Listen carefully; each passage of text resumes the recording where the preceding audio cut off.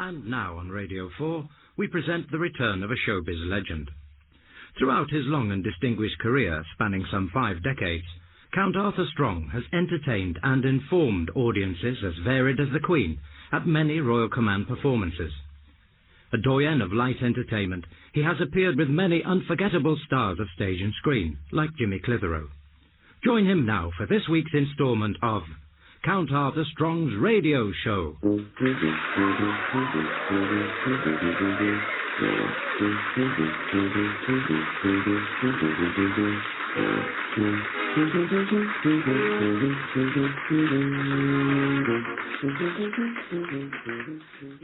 come on, where is it? Oh, no, this is... I've just brought it in, for goodness sake. Come on, think. Remember your army training. What do the gherkins do? Guerrillas do. What was it? Gurkhas.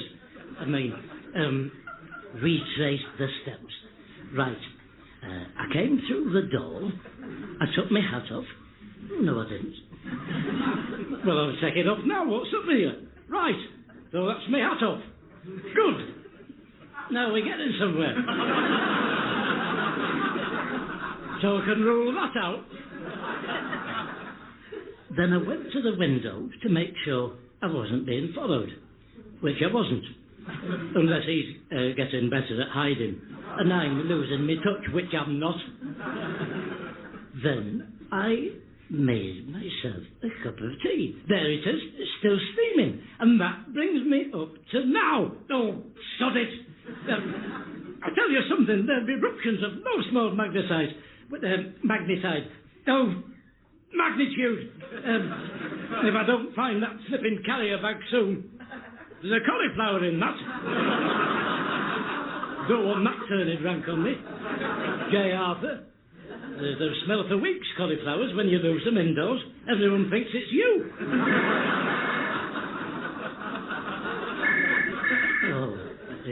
Now we're sitting to... Hello? Hello, is that Count Arthur Strong? Might be. What's he got to do with you? It's Mr. Clark here from the chemists. You've left your... Don't tell me my enlargements of me and Danny LaRue have come back at last.